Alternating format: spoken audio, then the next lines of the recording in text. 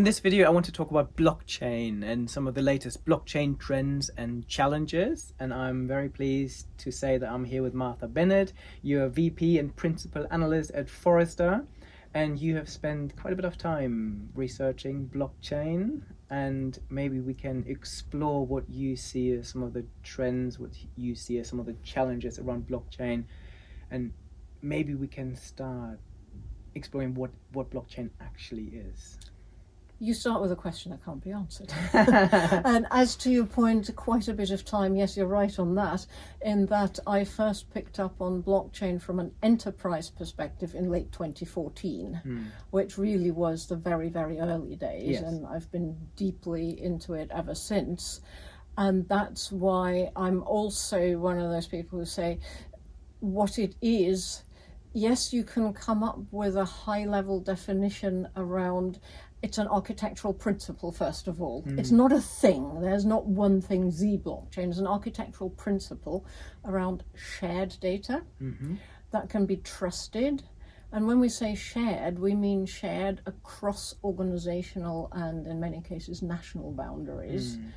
And it's also an architectural principle, without going into the technology side of it, which we could, that can support this construct called smart contracts, which is a wonderful misnomer because these things are neither smart nor contracts in the legal sense, but what they do support is the automation of business processes across corporate boundaries, again focused on that principle of shared and trusted data. I know that's a little bit convoluted and maybe not what you're expecting, but that's what I distill it down into when we look at what could this actually do for us. Yeah, and I completely agree. I think the potential is huge.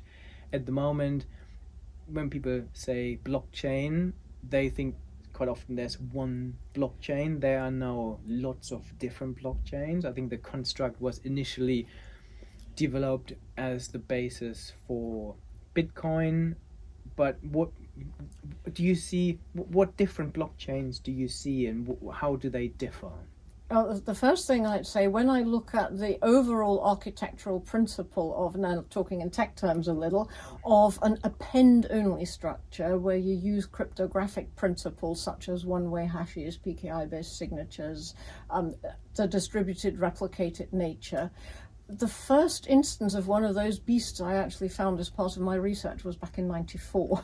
Okay. So from a principles perspective, it's not necessarily new. What changed everything, of course, was Bitcoin. Yeah. And that's why also a lot of the time you get that association between Bitcoin and equals blockchain, which is not the case. And in enterprise, most people understand that these days, but I still find that whenever something particularly dramatic happens in the cryptocurrency Wild West or universe, whatever you want to call it, I actually get an uptick in client interest on blockchain from an enterprise perspective as well. So people still have trouble separating the two. And that's also why I'll just throw in another term, distributed ledger technology.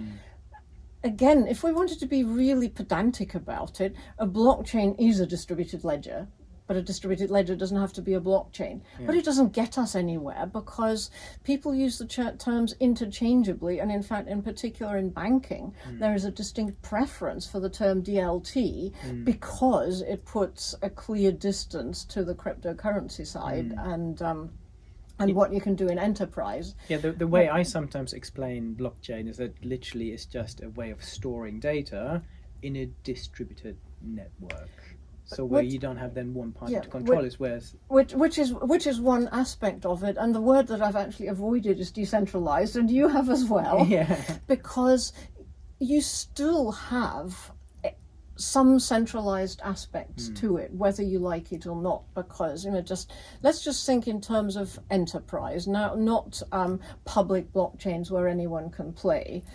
When you're looking at an enterprise environment, you still need to make sure that the network's actually up and running. Absolutely. That the principles that were agreed for the shared environment, that everybody who is part of that environment actually performs and behaves as intended, and somebody has to have the right to take action if, say, a node goes rogue, or indeed I'm going off at a little bit of a tangent here, but that also requires a central element.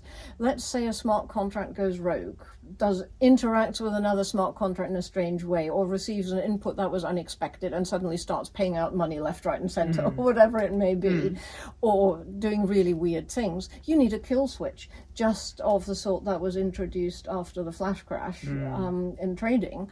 And for that, you need some form of central body, so that whole myth, it is a myth that these things kind of run themselves. But I've actually evaded your question as to what I see going on in that.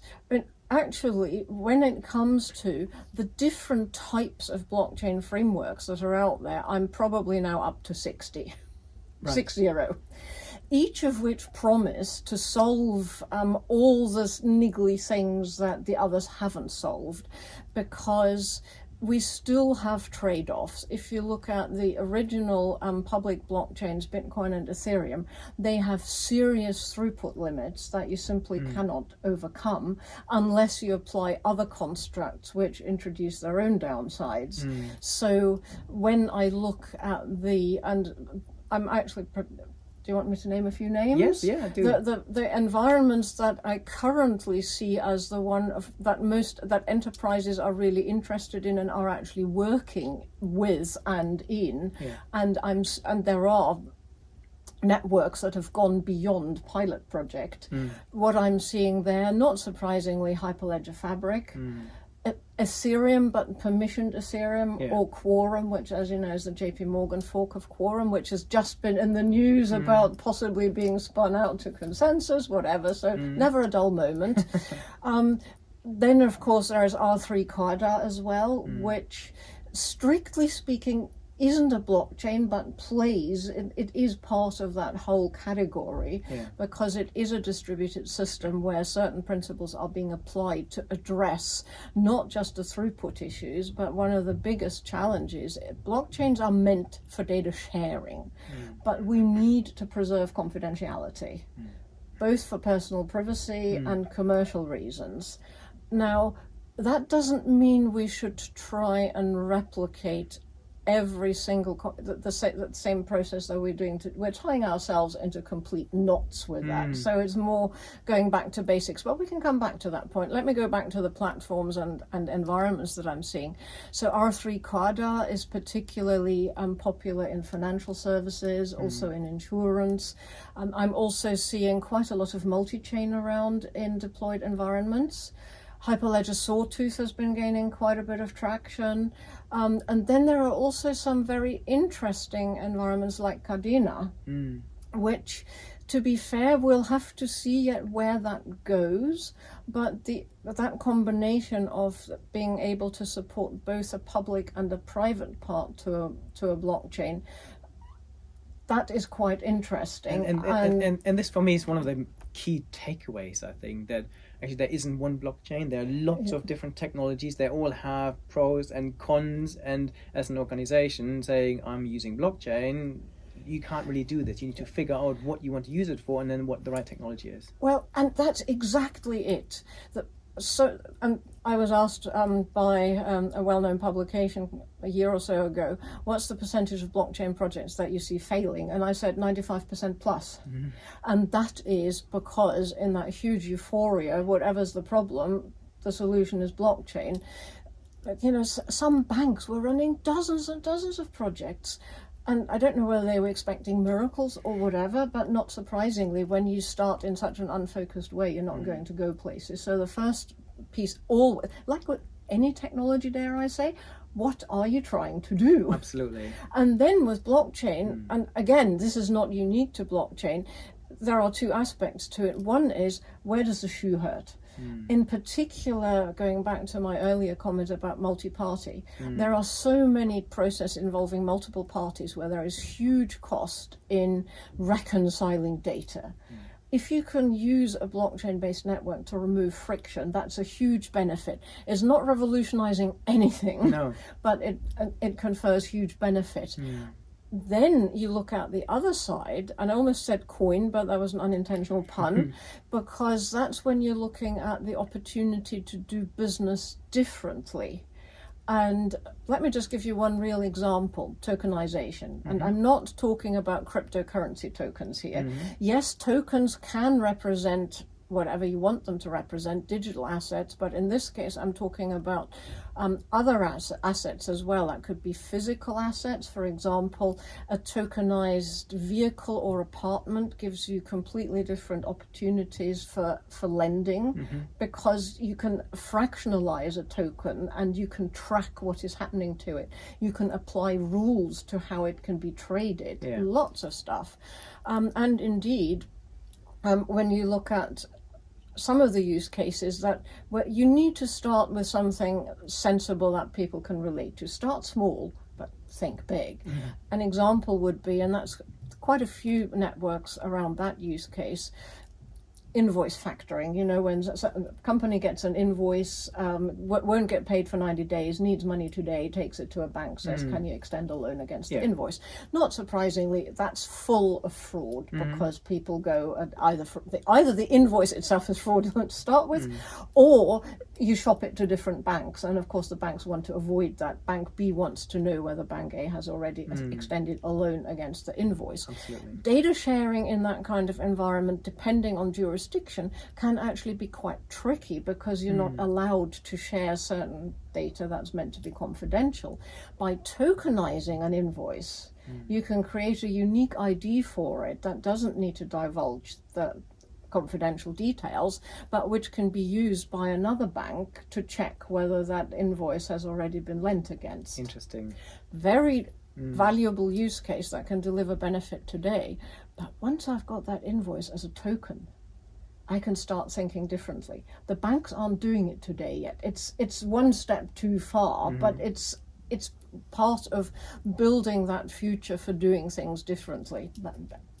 So what are some of the most interesting use cases? I feel that a year ago there were millions of use cases. People were so excited about blockchain. Now this has died down a little bit. The hype has gone away, but I feel that companies are experimenting with more serious use cases. So what are some of the most interesting ones, or the ones that have the biggest potential that you see out there? Well, the ones that have the biggest potential are also going to be the ones that probably take the longest, and some may actually not come to pass simply because it's very, very complex to not just change the way processes work, but you need to have regulatory changes and so on. But let me just go one step back as well.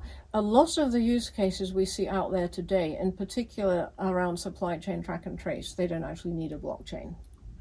But interestingly enough, many of them wouldn't even have got off the ground without a blockchain. That's true. So I can actually see a bifurcation, in that I can see that where some use cases will actually revert back to almost leveraging a centralized utility, where the data store itself may be centrally controlled, because distributed data stores they always have an overhead and they're complex. Absolutely, and they have a huge energy. And of course, there are data stores coming along that can be administered in a central manner, but which have the characteristics of a blockchain-based environment, in the sense that they're append only, they use cryptographic techniques, and so on. So there's some very interesting stuff going on.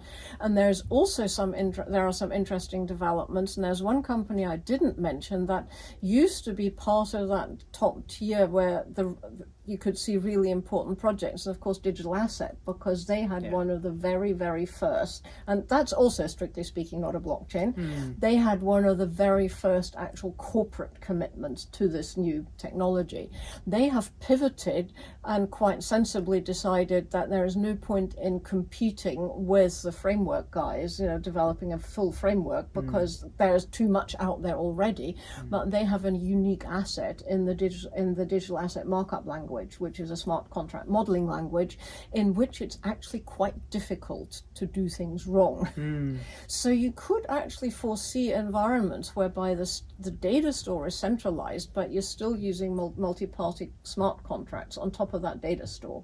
That is the most strategic. I've not seen anybody actually do it, but the strategic thinkers are actually noodling in that direction. So actually, when I say bifurcation, it would be a trifurcation. One would be environments where you actually go back to utility model, but now that you trust each other in that kind of environment, you're not so bothered about the blockchain specifics anymore. In particular, as more and more companies also realize that some of the features or characteristics that are being ascribed to blockchain are not in fact intrinsic to blockchain. Nothing is immutable. So and that you still need backups, you still need operational management, you need you need to have extra processes in place when a node goes down and gets brought back up. So actually, yeah, let's revert to traditional technologies. That's for some of the use cases. Others I could see more in the direction that I just mentioned, where you have multi-party smart contracts but against a centrally administered data store. Yeah. And the third one is where people are really starting to turn processes on their head.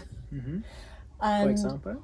And like, for example, even in today's environment, because again, a little bit of background there.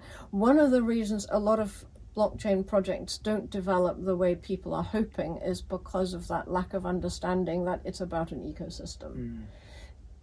Yes, somebody needs to start the initiative, but then it's all about bringing your ecosystem on board. There's got to be something in it for everybody. Whether there is somebody that might be disintermediated, well, they will throw roadblocks in your way if they don't see a future for themselves in there some way. Unless you can find a way of really putting out an intermediary. A lot of the time that's simply not possible because you would damage your business. So that's one part. The other one is the imbalance in size of companies. You have a huge retailer and you have somebody who grows strawberries.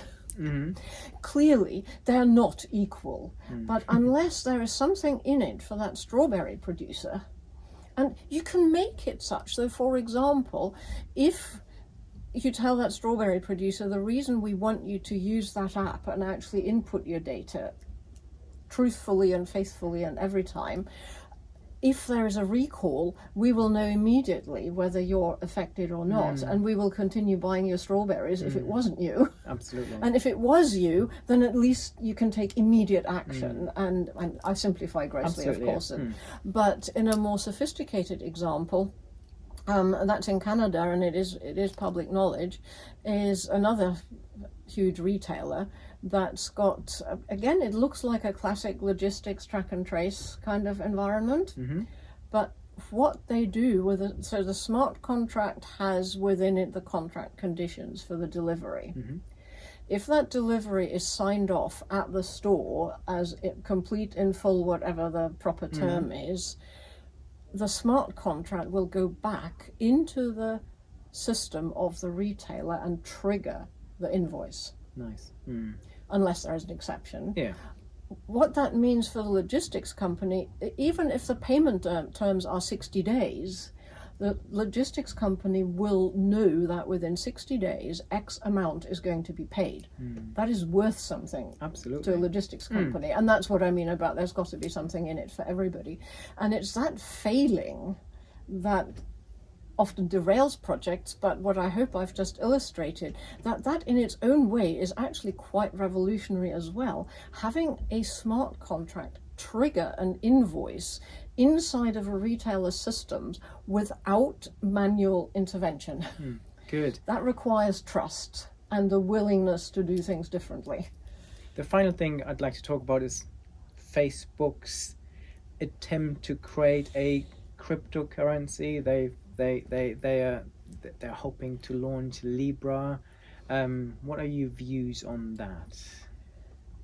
I'm quite honestly trying to figure out what Facebook really wanted to do with that, because when you look at how Libra is constructed, and quite honestly, it's still not entirely clear how it is constructed, because while they've published a list of currencies that are in this, and I call it so-called stablecoin because that's another one of those meaningless terms, you've got a basket of currencies in there, as well as other high-quality liquid assets. assets, whatever that means. So how, and that is, so is it actually a money market fund that's under there? Is it a security? It really depends on how it's made up.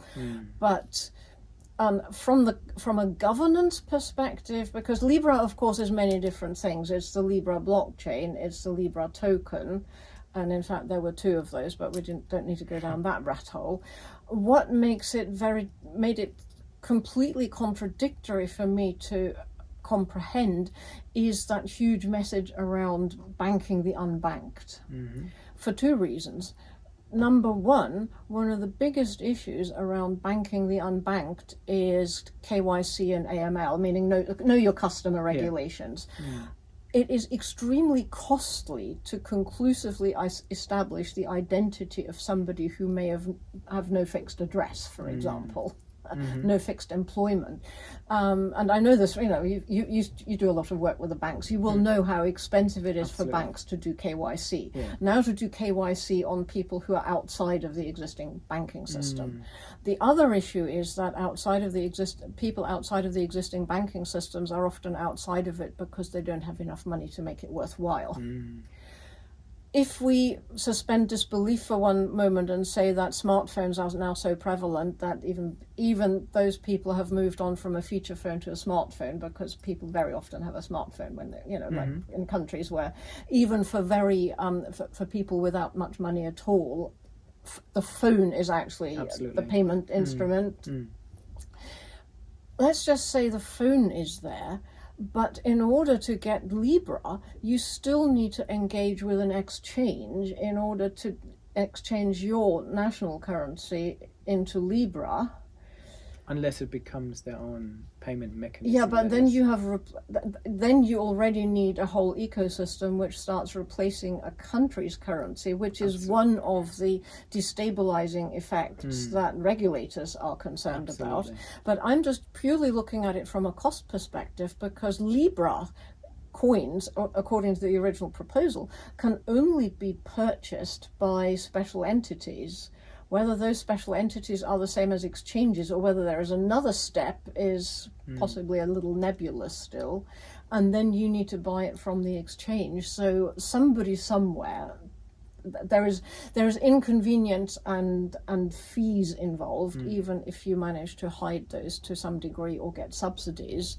But then it's also back to what problem are you actually solving, because it's usually, when people want to use a currency other than the one of the country in which they live, is because they need to go cross-border or because they want to evade the existing payment systems. Having stated loudly that Libra will be conformant with all regulations, then it becomes cross-border. Unless it's back to the replacement. Sorry, we're going around in circles here. Lots of challenges. What I would say, though, is that from a technical perspective, I find Libra very interesting, because when we go back to our more general blockchain discussion, and while I would say that blockchains are 80% business and only 20% technology, there is plenty to be solved still. And many, I mentioned DAML and said, it's actually quite difficult to do things wrong with that. That also makes it a bit more restrictive. The downside is that many of in fact, all of the so-called Turing complete environments can also be subverted and actually become attack vectors. The first time I've seen the designer of a new language actually take the compiler into consideration as an attack vector is the Libra team with the Move language. So they've really thought about all the things that don't work so well in existing blockchains and their smart contract scripting languages. So there is interesting stuff going on there. And you probably didn't want to go down that technical rat hole there. It's probably, I could carry on now for days. So this is probably a good point to finish this conversation. I think what we're saying is blockchain, there isn't one blockchain, there are lots of different technologies. There's no agreement on any standards yet, so businesses have to be very careful what blockchains to experiment with. There are definitely lots of use cases, but not blockchain for the sake of it. I think there are lots of other technologies you can use to address similar business challenges, right? And some fascinating use cases in the pipeline. Facebook's Libra is one of them. we have to wait and see, right? Yeah. Where I would say we are, there is definitely a there. It's important that people don't expect too much and don't expect the technology to do it for them. Be cognizant of the fact that the technology is developing at a tremendous pace, and that's why I came up with that, and I'm not the only one, that analogy between the early Nokia feature phones, very shiny, and now we look at those and we laugh, but we didn't know that smartphones were going to be appearing within 10 years or so. What we want is a smartphone where we are as a feature phone. So there's real potential. Oh, absolutely. And as I said, there's a tremendous amount of innovation going on. And when somebody asks me, what will it look like in 5 years' time? I'll say, I have no idea. The only thing I can say, it won't look like what it looks like today. Very good. Thank you very much, Martha.